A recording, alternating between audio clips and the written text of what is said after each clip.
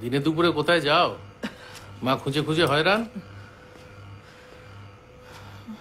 একটা প্রশ্ন করলাম কানে গেল না। কোথায় গিয়েছিলে? ডাক্তারের কাছে গেছিলাম।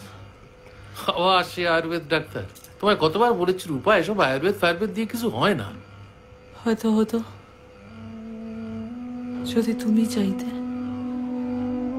মানে মানে কি? মানে আমি আমি চাই না যে আমাদের বাচ্চা কাচ্চা হোক। সত্যি চাও? তাহলে এভাবে আরামে জীবনটা কাটাতে পারবে? মানে কি করবো আমি? মানে রাস্তায় বেরিয়ে চাকরি করবো? তুমি জানো না আমাদের বাড়ির ছেলেরা চাকরি বাকরি করে না, শুধু ভাড়া খাটিয়ে খায়। এই কি বললে? বড় বাড়াবাড়ি করছো রূপা। সহ্যের একটা সীমা থাকে। তুমি সেটা জানো দেখছি। দুপুরবেলা কোথায় চলে যাবে কেউ জানতে পারবে না। লেকচার।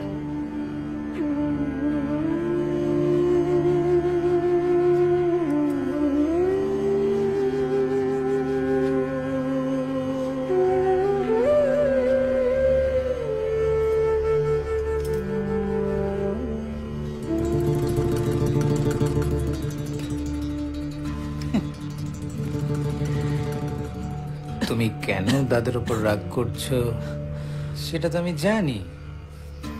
আমি তো আগেই বলেছিলাম, শুধু পেট ভরালে হয়, শরীরের খিদেও তো মেটাতে হয়। কে মেটাবে আমার শরীরের খিদে? তুমি। কেন?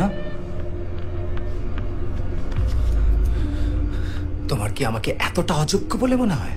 একবার এসো না, একবার বিছানায় এসো, বুঝিয়ে দেবো আসল পুরুষ সিংহ কাকে বলে। আমার শরীরে খুব বাধা না, বাধা না। কি কি বলবো? বলবো কি বলবো? জানো ছেলে বাবু কি হয়েছে? দাদা আমি শুধু বললাম যে বৌদি তুমি দাদার উপর এরকম ভাবে মেজাজ রাখো কেন? বাড়িতে মা আছে। একদম বাজে কথা বলবে না, একদম বাজে কথা তারপরে বলবে না। মারতে শুরু করলো আমাকে। তুমি মেরেছো ওকে? বেশ করেছি। ক্ষমা চাও। বেশ করেছি। ক্ষমা চাও এক্ষুনি। ক্ষমা? ও মা তুই কেমন কথা বলিস রে? ও ক্ষমা চাইবে? ও তো এই শিক্ষায় নিয়ে এসছে ওই বাড়ি থেকে। ক্ষমা চাইলে মান যাবে না? আপনি কি শিক্ষা দিয়েছেন? ওই দেখো আপনার দুই ছেলেকে কি শিক্ষা দিয়েছেন? ছোট ছেলে তো শরীরের খিদে মেটানোর জন্য বৌদির কাছে আসে, দুদিন বাদে তো আপনার কাছে যাবে।